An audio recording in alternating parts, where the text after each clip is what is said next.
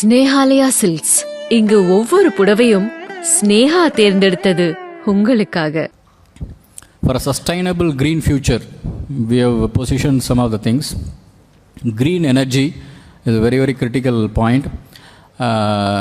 We have formed one green energy corporation, new green energy corporation, to take up hydel, solar and wind and other projects.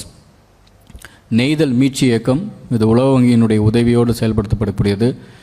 250 கோடி ரூபாய் மதிப்பீட்டில் சென்னையிலிருந்து கன்னியாகுமரி வரை தேர்ந்தெடுக்கப்பட்ட பல கடற்கரைகளை, மரக்காணம், காமேஸ்வரம், அதே போல் தூத்துக்குடி மாவட்டம், அதே போல் கன்னியாகுமரி மாவட்டத்தில் உள்ள முக்கியமான கடற்கரை சில்வர் பீச், கடலூர், பல கடற்கரைகளை எடுத்து கடற்கரையோரம் வாழும் மீனவ இளைஞர்களையும் அதில் ஈடுபடுத்தி அந்த திட்டம் செயல்படுத்தப்பட போகிறது.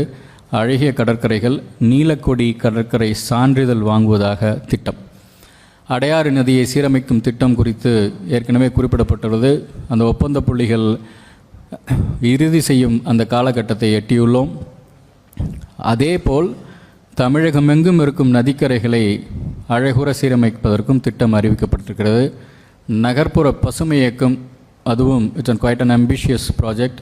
அர்பன் கிரீனிங், நம்முடைய நகரங்கள் கான்கிரீட் மயமாக வருவதை மாற்றி பசுமை போர்வையை சற்றே போர்த்திட உதவக்கூடிய திட்டம்.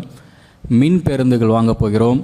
3000 புதிய பேருந்துகள் வாங்குவதற்கான அறிவிப்பு இருக்கிறது. 500 மின் பேருந்துகள். மினி பஸ், சிற்றுந்து திட்டம் விரிவுபடுத்தப்பட இருக்கின்றது. ஆகவே இவையெல்லாம் முக்கியமான ஒரு அம்சங்கள். அடுத்து ஸ்னேஹாலயா சில்க்ஸ்.